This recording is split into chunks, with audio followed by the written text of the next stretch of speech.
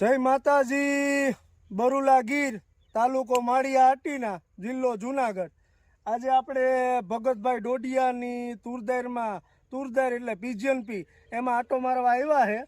અને આ એના ખેતરમાં GJP1 સાવજ તુરદાર છે।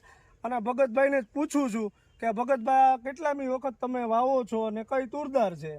આ 6 વર્ષથી વાવું અને GJP1 એટલે કે હાવજ તુવેર છે। આ 6 વર્ષથી વાવે છે આ ખેતરમાં અને અમારા ગામમાં ઉગમણા વિસ્તારમાં છે। અને તુરદાર છે આ સાવજ, અને તમે ફ્લાવરિંગથી માંડી અને જોઈ શકો। અને એની ટ્રીટમેન્ટ ખૂબ જ સારી છે, મને જોતા એવું લાગે। અને તમે આ ફ્લાવરિંગ એનું જોઈ શકો। મારી હાઇટથી પણ એટલી ઊંચી છે, 7 ફૂટ જેટલી છે। હજી ભગતભાઈ એમ કહેતા હતા કે 4 દી પછી તો એ કે આમાં કંઈ જોવા મળશે નહીં, કે એવી તુરદારનો ગ્રોથ છે।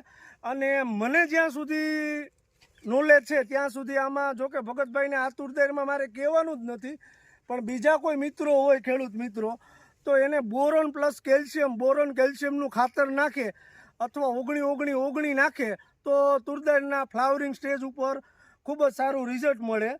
અને બીજું પણ છે કે કીટનાશક કે જે એર આવે એમાં મેથીન બેન્ઝીન 5% એ નાખે તો એનું પણ સારું રિઝલ્ટ મળે તુવેરદારમાં।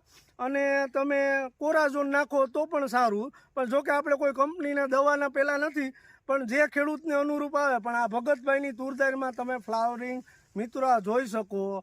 આમાં નીચેથી જ ફ્લાવરિંગ છે અને ખૂબ જ સારું કામ છે, બરાબર। અને ખાતર ને બધી ટ્રીટમેન્ટ એણે કરેલી છે અને કન્ટિન્યુ સળંગ 6 વર્ષથી છે આ તુરદારનો એનો ગ્રોથ જોઈ શકો। અને ખૂબ જ સારી છે અને ઉત્પાદન પણ ખૂબ જ સારું મળે એવી આ તુરદાર જોઈને જ લાગે। અને સરસ કામકાજ છે ભગતભાઈ ડોડિયાનું। આ એનું ફાર્મ છે અમારા ગામમાં ઉગમણા વિસ્તારમાં, અને આ એની સાવજ તુવેર છે। જય માતાજી।